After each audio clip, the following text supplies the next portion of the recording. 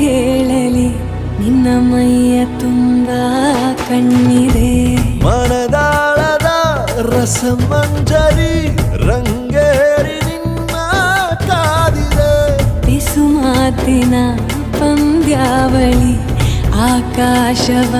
ಆಕಾಶವಾಣಿಯಾಗಿದೆ ಸಂಜೆಯ ಕೆನ್ನೆಯ ಮೇಲೆ ಬಂದು ನಾಟಿದೆ ನಾಚಿಕೆ ಮುಳ್ಳು ಮನದ ಮಗು ಹಠ ಮಾಡಿದೆ ಮಾಡುವ ಕೊಂಗ